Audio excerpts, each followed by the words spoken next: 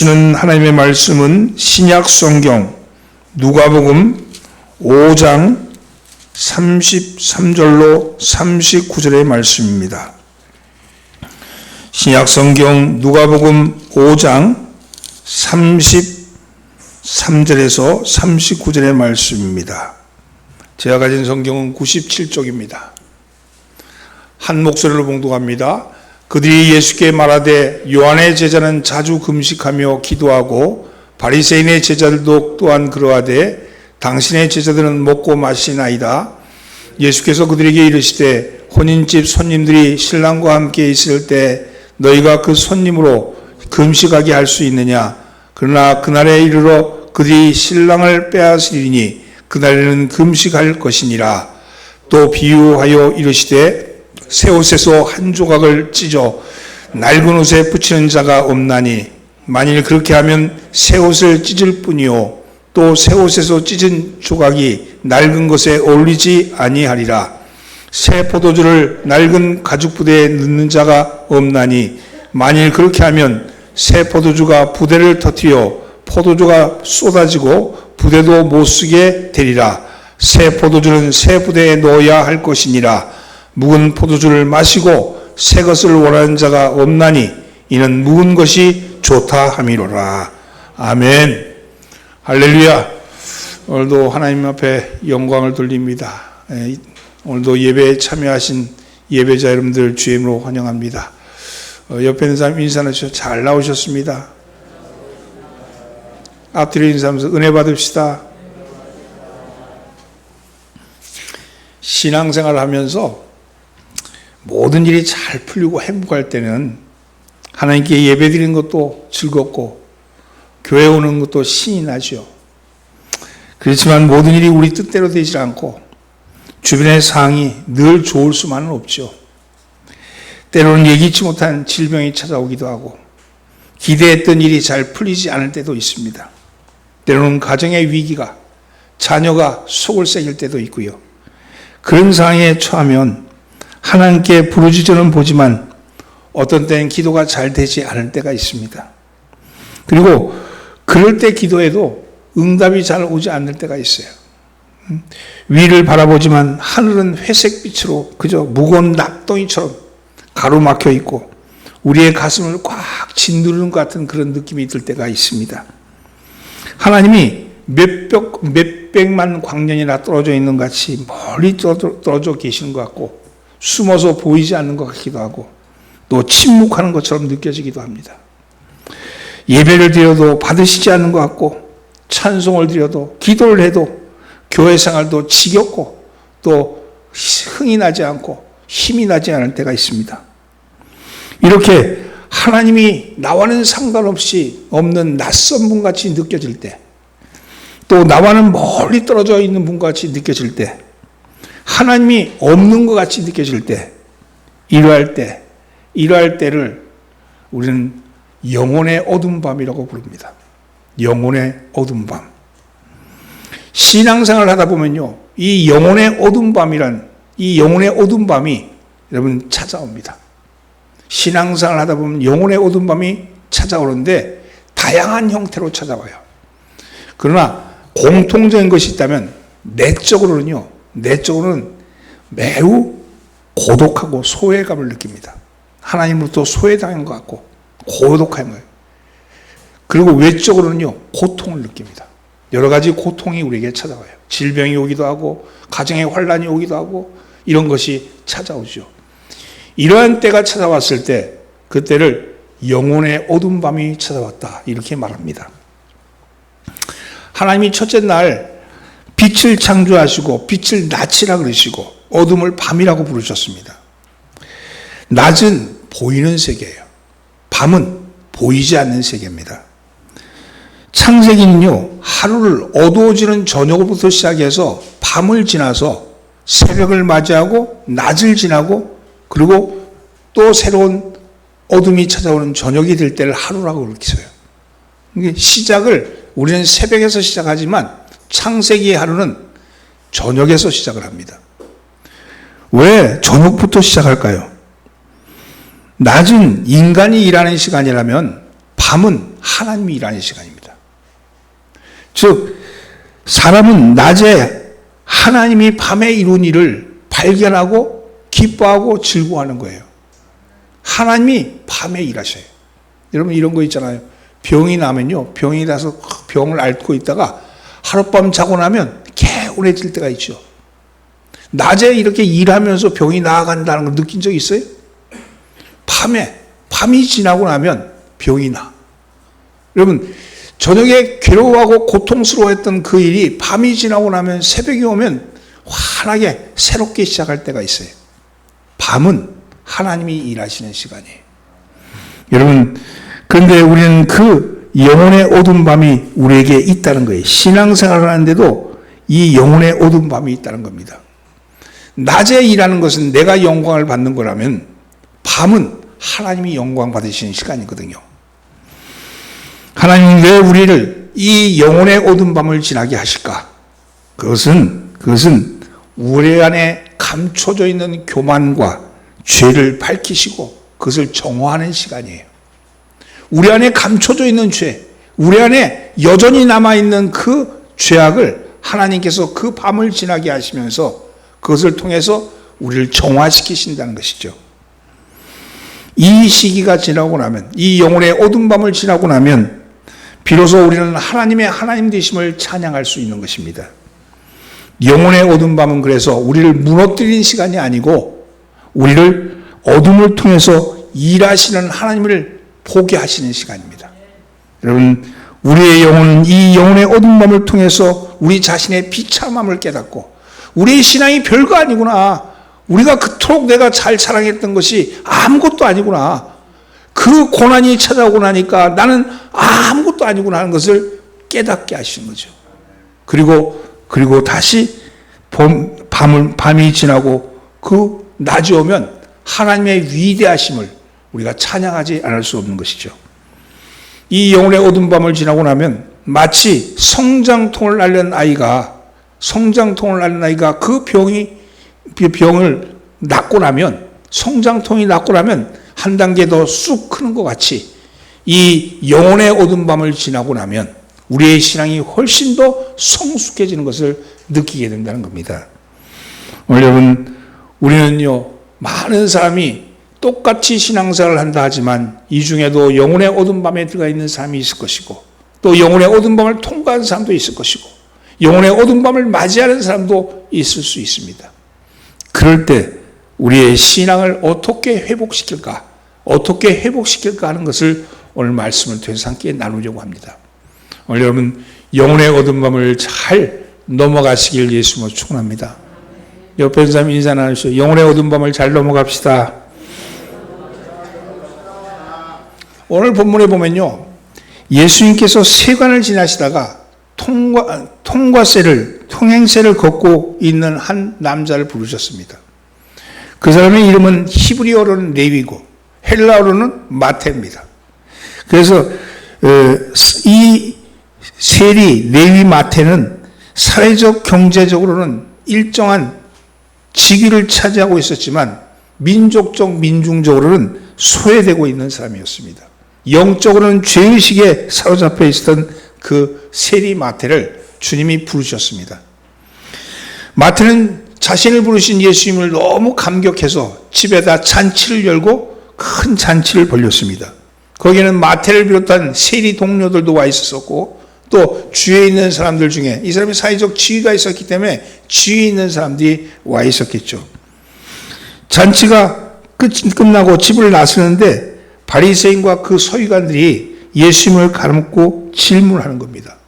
요한의 제자는 자주 금식하고 기도하는데 바리새인의 제자들도 그렇게 하는데 왜 당신의 제자들은 먹고 마십니까? 이렇게 도발적으로 묻는 겁니다. 이들이 예수님께 하고 싶은 이야기는요, 왜 금식 안 하느냐, 왜 기도 안 하느냐, 이것보다는 좀 더 하고 싶은 말이 있었던 거죠. 시비를 거는 거니까요. 이 상을 좀 더 리얼하게 재구성하면 당시의 세리는 이 직업 자체가 유대인들의 입장에서 보면 민족 반역자들이었어요. 일제시대 우리로 치면 일본 고등계 순사야. 그런 역할이죠.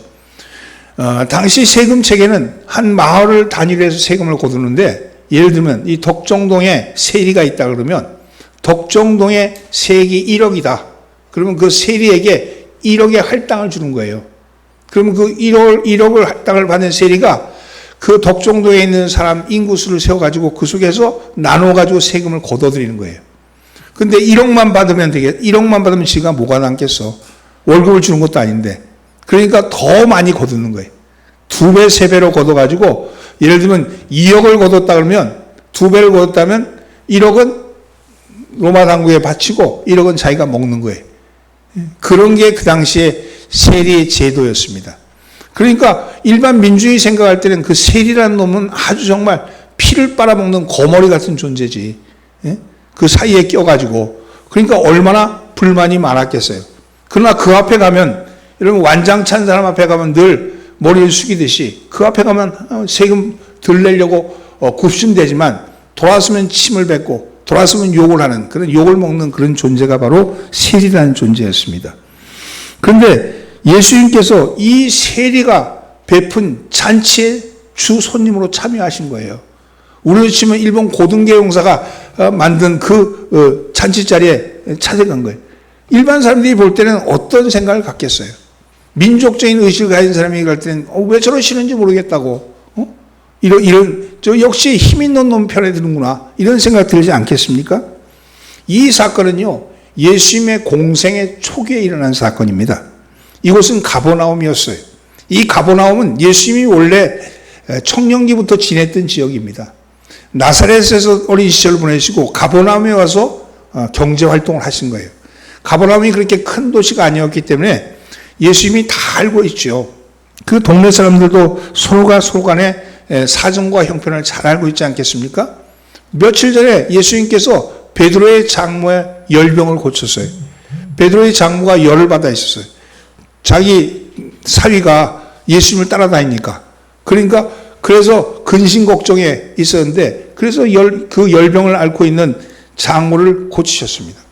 그리고 나서는 그 결정적으로 그 가버나움이 소문이 아마 쫙 퍼졌겠죠. 나오자마자 나병 환자를 또 고치셨어요. 사람들 속에는 굉장한 센세이션이 일어나지 않았겠어요? 그리고 나서 결정적인 것은 당시 바리새인과 율법학자들이 다 앉아 있는 자리에서 중풍병자를 고치셨어요. 그러니까 그 강도가 굉장히 높아져 있겠었죠. 근데 그 중풍병자를 고치는 자리에서 그냥 고치시면 되는데, 고치실 뿐만 아니라 뭐라 하냐면 내 죄가 사함을 받았느니라, 이렇게 말씀하신 거예요. 이 얘기는요, 죄의 사함의 권세는 누구만이 가지고 있었냐? 하나님만이 가지고 있는 권세. 그러니까 사람들이 생각할 때는 굉장히 의아스럽게 생각했겠죠. 하나님이 죄 사함의 권세를 가지는데 그거를 가지고 선포하다니 도대체 이것이 누구냐? 이렇게 얘기하는 겁니다. 그런 중에 지금 세리의 집에서 잔치자리에 참여하신 거예요. 그러니까 당시 유대인들, 정통적인 유대인은 세리나 창기나 다 같이 상종하지 말아야 될 죄인인데, 그런 인종인데 그런 집에 잔치자리에 참여했을 뿐만 아니라 그 세리 마태를 제자로 삼으신 거예요. 그러니까 상식적으로 납득이 되지 않는 일입니다.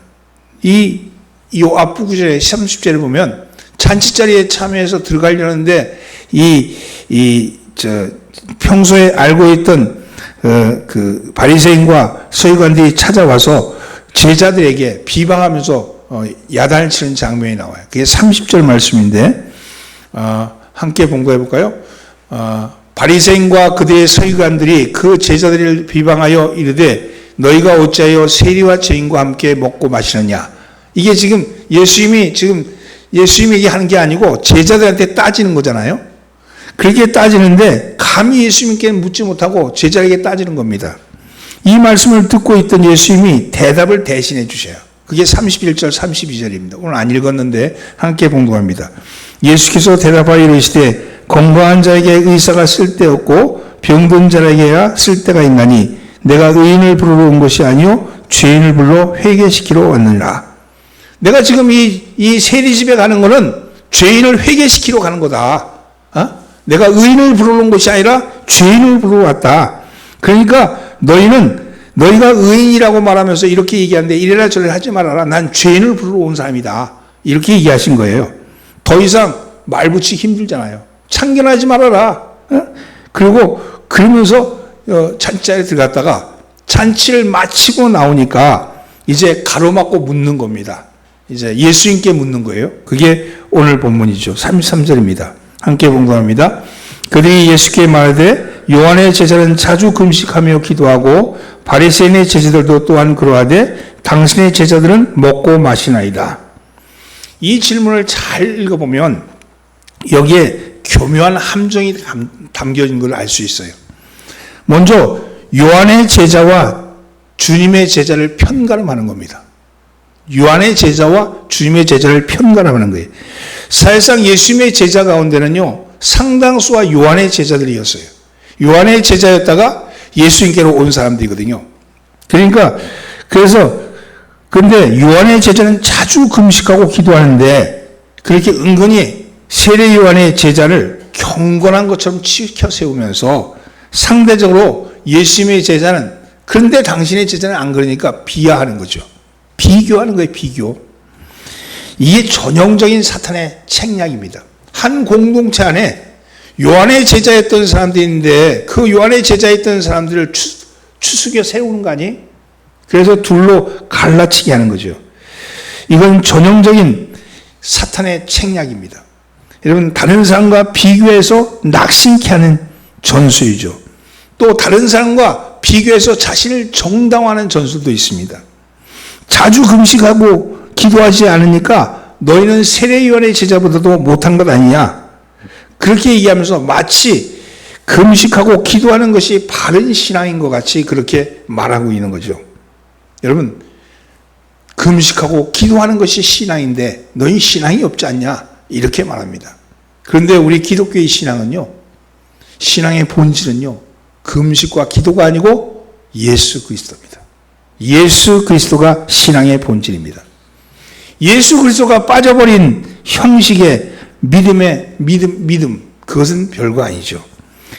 자기 안에 그리스도가 없음을 인하여 낙심한 것은 생각하지 않고 이것 때문에 신앙생활에 힘들다, 이것 때문에 어렵다, 그렇게 말하는 사람들이 있잖아요. 이 교회는 이게 없어서 안 돼, 이게 없어서 안 돼, 이렇게 말하는 사람들 대다수는 신앙의 본질을 잃어버린 거예요. 신앙의 본질이, 우리가 여기 모인 것은요, 기도하기 위해서 모인 거 아니야. 찬양하기 위해서 모인 것도 아니야. 찬양도 하고 기도도 하고 금식도 해야 되겠지만 그것이 목적이 아니고 예수님을 만나기 위해서 모인 거예요. 예수 그리스도가 본질인 거예요. 예수 그리스도의 본질이 빠져버린 형식은요, 그것은 자칫 잘못하면 넘어뜨리게 하는 도구가 될 수 있고 비교당하게 하는 비교의 대상이 될 수 있는 거죠. 금식 많이 하는 사람은 신앙이 좋은 사람이고 금식 안 하는 사람은 신앙이 나쁜 사람이다. 그러면 위궤양 걸린 사람은 신앙이 나쁜 사람이겠네요. 그런 거 아니잖아요. 금식은 그것은 주님을 만나기 위한 도구예요, 도구. 찬양을 잘하는 사람은 신앙이 좋은 사람이고 찬양을 못하는 사람은 신앙이 나쁜 사람이다? 그럼 음치는 신앙이 없는 사람입니까? 여러분, 찬양은요, 도구예요, 도구. 근데 마치 그것이 본질인 양 이렇게 이야기할 때 그것은 사탄의 계략이다. 또 오늘 본문을 보면 바리새인들이 자기 자랑을 합니다.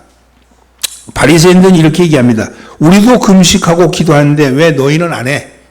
이렇게 말하기는 머쓱하니까 앞에다가 요한의 제자는 자주 금식하고 기도하고 바리새인의 제자들도 그러한데 이렇게 얘기합니다. 우리도 그렇다. 사실은 자기가 하고 싶은 얘기는 뒤에 있는 얘기일 거예요. 우리는 금식하는데 너희는 왜 안 해? 이 얘기하고 싶은 거 아니겠어요?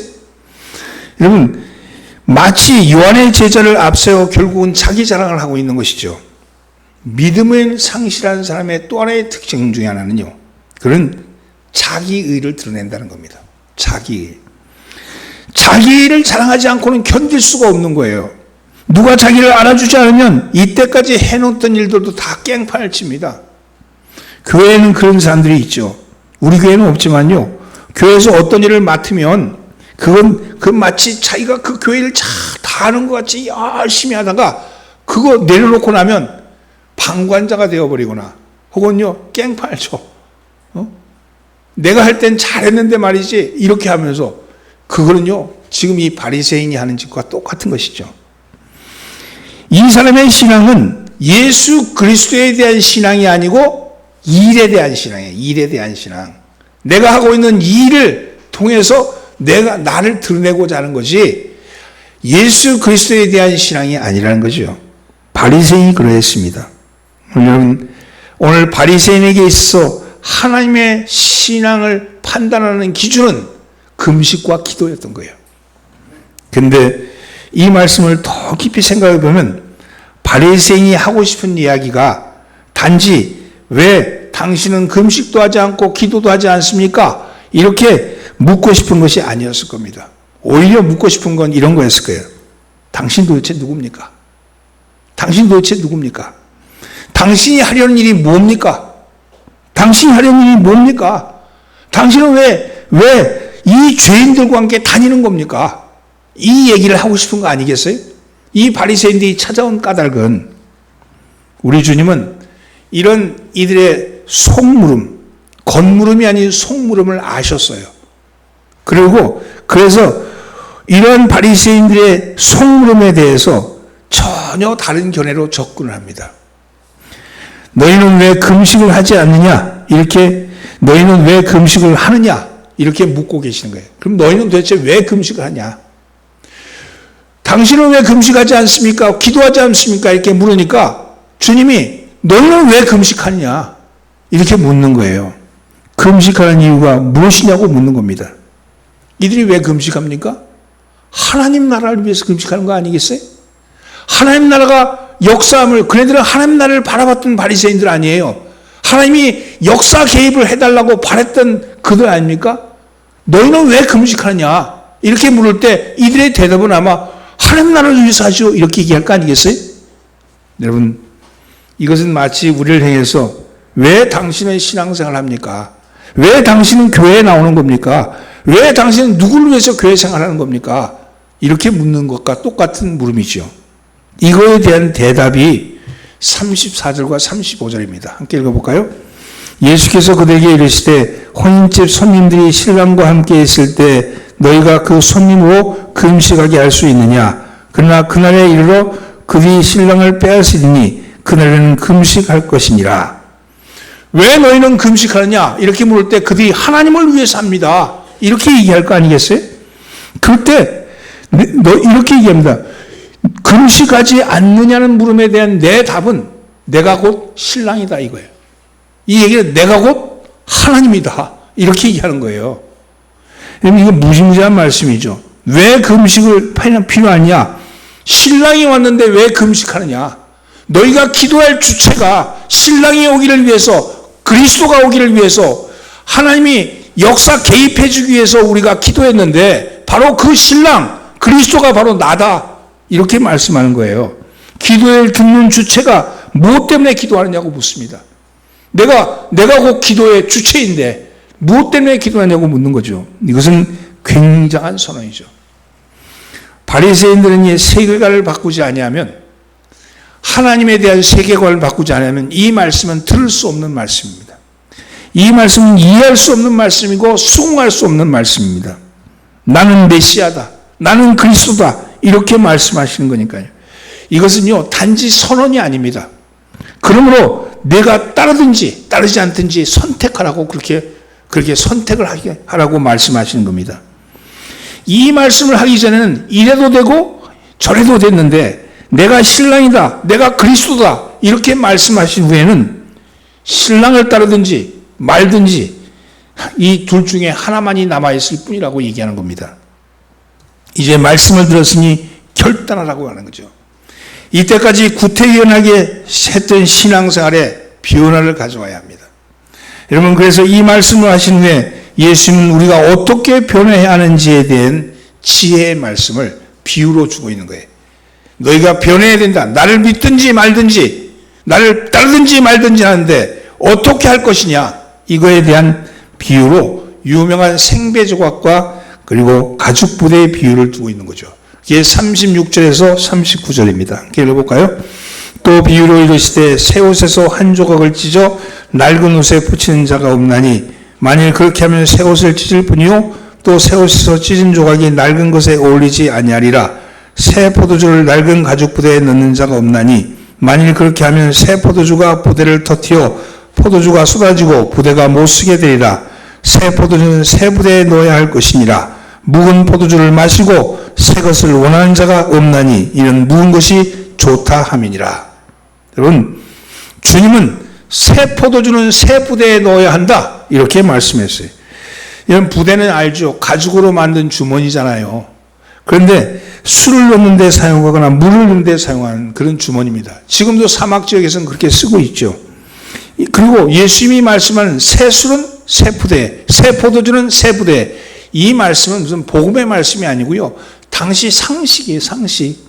다 알고 있는 말씀이에요. 그리고 상식적인 말씀이에요. 여기만 나오는 게 아니라 자문에도 나오는 자문. 그 당시 다니는 탈무드에도 나온 말씀이고 다 알고 있던 우리로 치면 속담 같은 말씀이에요. 그 말씀을 하시면서 이야기합니다. 여러분 왜 그렇습니까? 새 포도주는 새 부대에 넣어야 되는 이유는 새 포도주를 헌 부대에 넣으면 새 포도주가 발효하잖아요.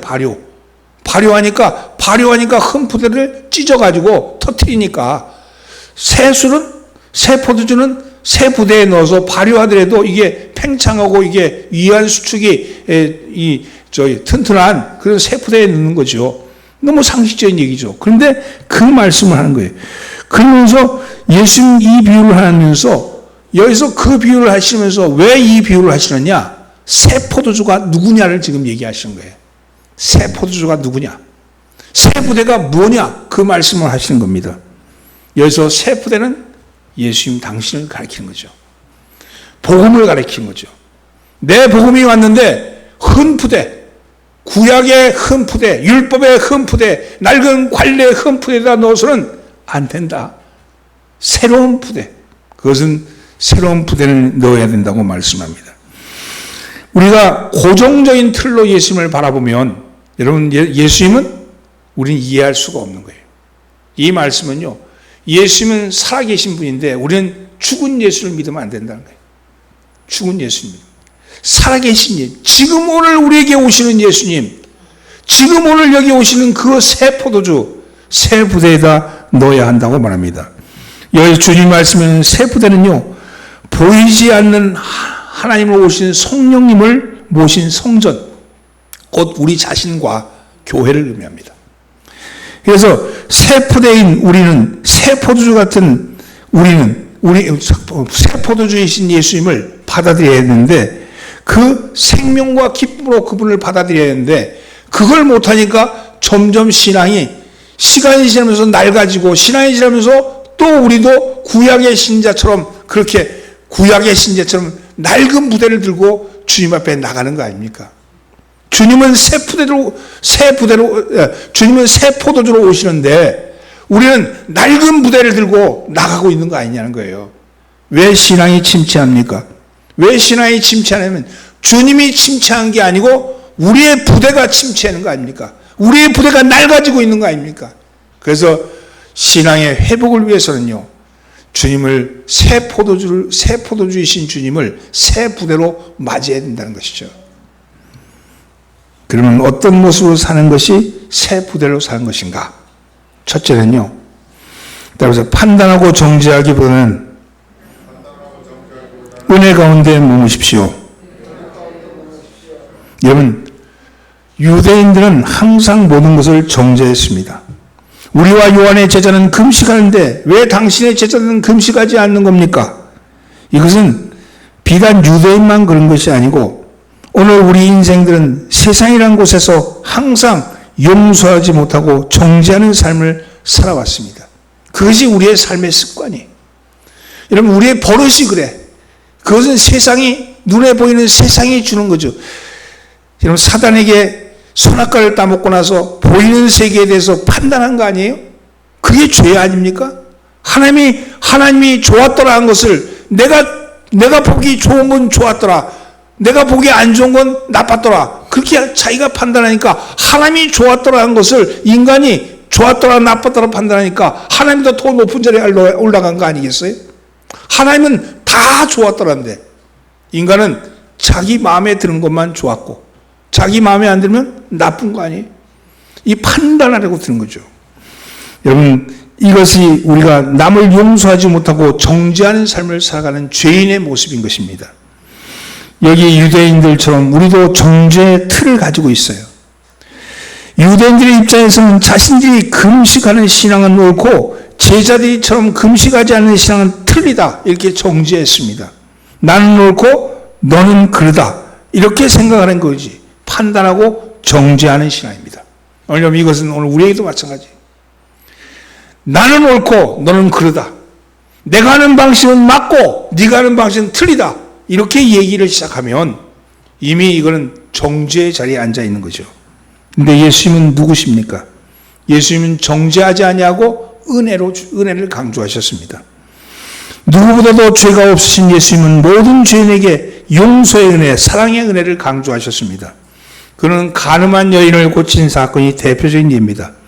요한복음 8장에 보면 예수님이 감람산으로 가는데 유대인들이 가늠하는 현장에서 붙잡힌 여인을 끌고 왔습니다. 선생님, 이 여자가 가늠하다가 현장에 붙잡혔습니다. 모세의 율법에 따르면 돌로 여자를 치라고 명하셨는데 선생은 어떻게 하시겠습니까? 아니 지네들이 가늠한 현장에서 잡았으면 모세의 율법에 따라서 돌로 치면 됐지. 왜 주님 앞에 끌고 온 것일까요? 올가미를 만드는 거죠. 만약에 주님이 그를 치라 그랬으면 저 양반은 맨날 용서 이렇게 하더니 결국 저것은 잔인하고만 이렇게 얘기할 수도 있고 또 용서하라 그렇게 얘기했으면 율법도 안 따르고 모세의 계명을 어기는 자다. 저거는 이단이다. 이렇게 얘기하고 비난했을 겁니다. 주님이 뭐라고 하셨습니까? 여러분 잘 알다시피 죄 없는 자가 쳐라. 이렇게 말씀하시죠. 그리고 말씀하시기를 너는 다시 죄 짓지 말라. 나도 너에게 죄를 묻지 않겠다. 이렇게 말씀하시잖아요. 여러분, 나도 정죄하지 아니하노니 다시는 죄를 짓지 말라. 이렇게 말씀하시죠. 죄에 대해서는 철저히 경계하셨고 죄인에 대해서는 정죄하기보다는 은혜로 베푸셨다는 겁니다. 그렇습니다. 아버지는요, 아들을 책망을 하지만 아들을 저주하지는 않습니다. 아들의 잘못에 대해서 책망을 하지만 이놈의 새끼 나가서 되져라 이렇게 얘기 안 한다는 거예요. 말이 그렇지 정말로 그러기는 원하는 아버지가 누가 있겠어요? 여러분 정죄하지 않으십니다. 주님께서는 우리의 죄와 허물도 정죄하지 않으셨습니다. 우리들의 모든 죄를 대신해서 십자가에서 조건 없이 용서해 주시고 죄의 값으로 주님께서 십자가의 죽음을 담당하셨습니다. 이것이 우리가 고백하는 주님의 모습 아닙니까? 주님이 이 땅에 오신 것은요, 주님이 이 땅에 오신 것은 여러분 죽기 위해서 오신 거예요. 죽기 위해서. 죄값을 대신해서 죽기 위해서 오신 거예요. 순종하기 위해서 오신 거예요. 불순종했던 그 아담의 죄를 대속해서 순종하시기 위해서 오신 거거든요. 제가 이런 얘기 하죠. 예수님의 공생의 기간 있잖아요. 3년의 공생의 기간은 그것은 그 3년의 공생의 그걸 보면서 이렇게 하면 내가 구원을 받겠구나. 그래서 예수님이 말씀하신 것을 다 지켜. 예수님을 따르는 말씀 이렇게 하셨지. 이웃을 사랑하라 그러셨지. 내 몸처럼 사랑하라 그러셨지. 다 지킨 데서 구원받는 줄 아세요? 구원 못 받아. 응? 이러면 왜 구원 못 받냐? 여러분 구원 받을 수가 없어. 인간은 그걸 따를 수가 없어요. 여러분 예수님의 제자들 12제자들 하나 배반했고 10명 도망갔고 1명만 십자가 밑에 앉아 있었잖아요. 아니 주님이 3년간 특별 과외를 가르쳤는데 과외 결과가 뭐예요? 다 낙제야. 그렇잖아요. 왜 못 따르냐? 따를 수가 없는 거예요. 그것은요 구원받은 사람, 성령 받은 사람이 따를 수 있는 거예요. 그것도 성령이 이끄시는 대로 따라가는 거예요. 말씀을 통해서 말씀하시는 그 말씀을 성령이 말씀하실 때 그 말씀을 들으면서 성령 앞에 나를 죽이는 거예요. 그러면 성령이 그 말씀대로 이끌어 가시는 거예요. 그래서 공생의 3년은 왜 그렇게 하시냐? 주님이 모범을 보이시기 위해서 그런 거예요. 모범을. 구원받은 사람은 어떻게 살아야 되는지에 대한 모범을 보이시기 위해서 3년의 공생의 기간을 거친 거예요. 안 그랬으면 태어나자마자 유아기에, 유년기에, 청소년기에, 장년기에 이렇게 다 사는 모습을 보여주시고 십자가 지시지 왜 3년에 갑자기 튀어나오셔가지고 그때만 보이셨을까요? 바로 그거는요, 그 얘기는 그 모범을 당신의 목적은 딱 한 가지예요. 순종하기 위해서, 죄를 대속하기 위해서 오신 건데, 그 대속하는 그것이 그것 때문에 대속의 그게 아니고, 그것 때문에 십자가 지심이 아니고 원래 십자가 지심이야. 원래 십자가 지시기 위해서 오신 거예요. 근데 마치 이렇게 했으니까 십자가 지고 저렇게 했으니까 안 지고 그렇게 생각하니까, 그러니까 인본주의적 생각이 나오는 거예요.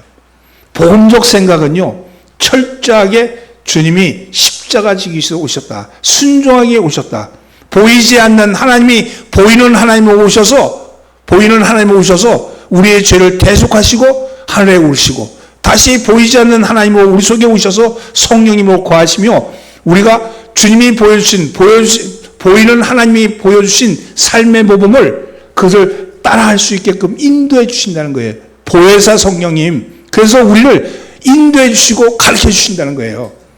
따라서 우리는 나는 죽고 내가 성령이 내 안에 살아서 성령이 움직임에 따라서 움직이는 게 그게 신앙인 겁니다. 이게 복음이에요. 그런데 이 복음을 여러분 우리는 잃어버린 거죠. 비본질적인 것으로 말미암아 형식적인 것, 그런 것에 우리가 너무 빠져다 보니까 본질적인 복음, 주님이 행하신다, 딱 한 가지죠. 주님이 행하신다. 오늘 내 속에 오신 주님이 행하신다. 나는 죽고, 나는 내 모든 의지, 내 모든 판단, 내 모든 생각, 이 모든 형식, 이건 죽고 오직 주님이 행하신다. 그러면 1년 전에 주님을 만났던 분이요, 오늘 1년 전에 주님이 내 안에 계시던 분이 1년이 지난 후 지금도 주님이 계신가 물어봐야 돼. 에? 주님이 계신가 물어보셔야 된다고요. 주님이 안 계실 수도 있다는 거예요. 왜냐하면 내가 형식에 빠져서 이 바리새인처럼 내가 만든 형식에 주님을 담으려고 드니까 주님이 안 계실 수 있는 거죠. 여러분, 주님이 내 안에 계시기 위해서는 어떻게 해야 됩니까? 끊임없이 주님을 바라봐야 합니다.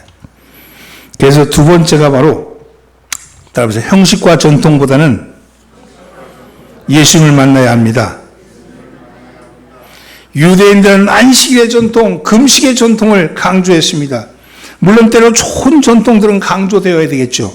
그러나 전통이 우상이 되거나 형식이 원칙이 되어서는 안 됩니다. 전통도 중요하지만 전통주의자가 되어버리면 안 되는 것이죠. 전통주의자가 되어서 금식에 매이고 안식일에 매이면 결국 형식과 전통에 매이는 죽은 신앙이 될 우려가 있습니다. 여러분, 이런 거 있잖아요. 이렇게 해야 되고 저렇게 해야 되고 뭐 이런 얘기하면 오해받을 수 있지만, 술 먹으면 안 되고 담배 피워도 안 되고 뭐 해도 안 되고 이렇게 안 된다는 거 많잖아요, 기독교인들. 그것이 구원의 길과 무슨 상관이 있냐는 거예요. 그건 구원과 상관없는 거야. 형식이라고, 형식. 구원은 뭐냐? 주님이 내 안에 있느냐 없냐, 그게 중요한 거죠. 만약에 그렇지 않다면, 여러분 오늘 임종을 앞두고 있는 사람인데, 임종을 앞두는데 임종 순간에 가서 손잡고 예수를 구주로 고백하시면 천국에 들어갑니다. 고백하시냐? 그리스도를 고백하냐? 마음으로 믿고 입으로 고백하느냐 묻고, 고백한다고 그렇게 얘기할 때 당신은 구원받았습니다, 그렇게 얘기할 수 없잖아요. 그가 해왔던 행위나 행태를 다 돌아봐야 되는데, 그것과 상관없이 구원은 주님의 영역인 거예요.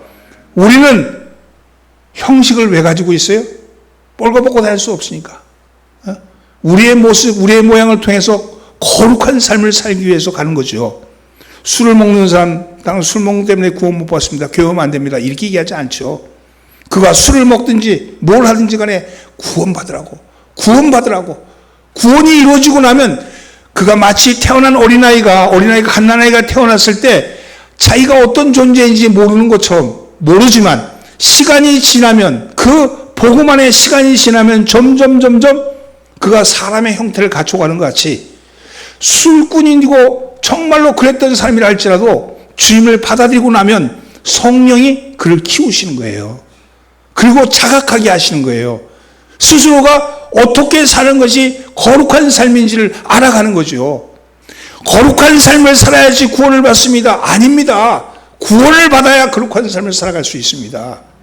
그럼 구원이 먼저예요. 예수님이 먼저예요. 오늘 여러분 주님이 내 안에 와 계시다면 나를 이끌어 가시는 것을 믿으시기 바랍니다. 내 모양이, 내 모습이 비록 성숙하지 못하다 할지라도, 내가 아직까지 미숙하다 할지라도, 내가 천지를 구분하지 못한다 할지라도, 내가 비록 아무것도 알지 못한다 할지라도 이미 여러분들이 이곳에 와 있다면 성령이 여러분들 속에 와 계신 거예요.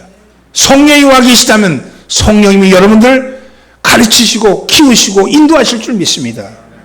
여러분 그러한 인도하심에 여러분들을 맡기시는 여러분 되기를 주님으로 축원합니다. 금식이라고 하는 형식은 우리 믿음에 필요한 거죠. 꼭 필요한 거죠. 왜? 우리의 신앙을 성숙하게 하기 도구로서 필요한 겁니다. 금식하지 말라 그렇게 얘기하잖아요. 금식해야죠. 금식해야죠. 왜? 성경에 금식하는 그게 나와 있잖아요. 제가 얘기했죠. 신약과 구약의 차이를 얘기할 때 신약은 마치 건물로 치면 건물이에요. 건물. 지어져 있는 건물. 구약은 설계도야. 설계도. 여기 우리 안장로님 전공이시니까 이 안에 딱 보면 이 안에 있는 배선이 어떻게 되는지 딱 눈에 보여. 어? 이거 그냥 봐도 우리 같은 사람은 안 보여.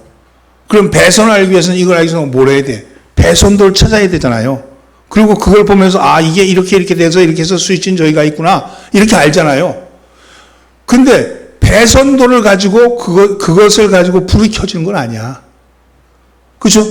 배선도는 그냥 그것이 어떻게 구성되어 있는지를 아는 거고, 불이 켜져 있는 거는 이 전구가 있어야 불이 켜지는 거죠. 마치 신약은요, 이거 집과 같은 거예요. 근데 이거를 어떻게 지었느냐 하는 거는 구약에 있는 거예요, 구약에. 금식이 왜 나왔느냐? 오늘 성경의 말씀에 의하면 금식의 대표적인 게 두 가지가 있는데, 하나는 미스바의 금식이잖아요. 법궤를 빼앗기고 법궤를 달려해서 앞에 나가서 하나님 앞에 금식하는 장면 나오죠. 사무엘이 블레셋과의 싸움에서 법궤를 빼앗기고 난 다음에 이 백성들을 불러다가 미스바로 모이자. 우리가 금식하자. 하나님 앞에 나가자. 금식해서 그래서 블레셋과 싸워서 법궤를 뺏어오잖아요. 이게 금식했던 이유죠. 그거의 근본적인 목적이 뭐였습니까? 회개였잖아요. 회개. 우리가 통회하고 회개하고 하나님 잘못했습니다. 우리의 교만을, 우리의 어리석음을 왜 법궤를 빼앗겼습니까? 법궤만 있으면 이길 줄 알았던 거 아니에요. 하나님과 상관없이 살아계신 하나님이 아니라 법궤가 하나님처럼 여겨졌으니까 하나님 법궤를 빼앗아가게 한 거 아니겠어요? 그러나 그네들이 아직 수준이 그거밖에 안 되니까 법궤를 가져와야지 될 것 같으니까 법궤를 달라고 기도할 때 법궤를 주셨어요. 또 하나는 뭡니까? 느헤미야. 여러분 새로운 성전을 건축하는데 그것에 방해하는 무리들이 있습니다. 느헤미야가 금식하는 거예요. 금식할 때 여러분 방해했던 무리를 다 물리치잖아요. 이게 구약에서 금식의 이유잖아요. 그것이 우리 안에 있는다면, 그게 정신이라면 오늘 우리의 신앙에서 금식을 왜 해야겠습니까? 여러분 내 신앙이 좋다고 내 신앙이 낫다고가 아니라 하나님 앞에 통회하고 자복하며 문제가 풀리지 않는 원인이 뭐냐, 이 원인이 어디 있는지를 살피기 위해서 금식하는 거 아니겠어요? 오늘 여러분 우리의 신앙에 있잖아요. 우리의 형식이 지금 형식만 있고 내용이 없다면 예수님을 만나셔야 합니다. 예수님이 계신가를 보시다. 예수님은 지금도 살아계시고 지금도 오늘 우리에게 찾아오십니다. 작년에 오셨던 예수님이 아니고 지금 오시는 거예요. 어저께 왔던 예수님이 아니고 오늘 오시는 거예요. 오늘 오시는데 그 오늘 오시는 예수님이, 어저께 예수님을 자꾸 보니까 영혼의 어두운 밤에 갇힌 사람들은 주님이 안 보이는 거죠. 여러분 오늘 그분이 눈에 안 보인다 할지라도 오늘 우리 가운데 와 계심을 믿으시기 바랍니다. 그 믿음을 가지고 신앙생활 하는 것이죠. 여러분 오늘 우리의 신앙은 어찌한가를 살펴보아야 합니다. 우리 여러분 자칫 잘못하면 복음이 변질되고 본질이 변질되고 낡은 신앙의 자리에 앉아 있을 수가 있습니다. 날마다 나를 바라보면서 주님이라면 어떻게 하셨을까? 주님은 어떻게 하셨을까? 주님이라면 이 순간 어떻게 하셨을까? 그렇게 물어보시면 성령님이 말씀을 통해서 우리에게 가르쳐 주시는 거예요. 말씀은 단순해요. 감사해라. 기도해라. 사랑해라. 용서해라. 단순해요. 여러분, 내가 이 문제를 놓고, 이 복잡한 문제를 놓고 기도하는 거예요. 하나님, 이 병이 왜 안 났습니까? 왜 하나님, 왜 내가 사업이 이렇게 망했습니까? 이게 왜 인간관계가 안 풀립니까? 막 기도하는데, 그러면 하나님이 특별히 무슨 특별한 방법을 통해서 가르쳐 주시는 게 아니고, 성경에 있는 말씀대로 나한테 기도할 때 역사한다니까요. 감사해라. 그러면 내가 돌아보면 99가지 다 돌아봐도 감사거리가 하나도 없다 할지라도 내가 하나님으로 인해서 감사하지. 내가 주님이 감사를 했으니까 감사해야지. 그리고 감사를 시작하면 그때 비로소 하나님이 일을 하시는 거예요. 여러분, 여러분이 일을 해서 뭔가 푸는 게 아니고 하나님이 일하신다니까. 밤에 하나님을 이루신 일을 낮에 우리가 발견하고 기뻐하고 감사하는 겁니다. 여러분, 여러분의 마음 가운데 혹시 문제가 안 풀려서 걱정하고 근심하는 분이 있다면 주님을 만나십시오. 예수를 만나십시오. 예수님을 만나심으로 인해서 여러분 주님과 함께 동행하시는 여러분 되기를 예수님으로 축원합니다. 옆에 있는 사람이 예수님을 만납시다. 기도합니다.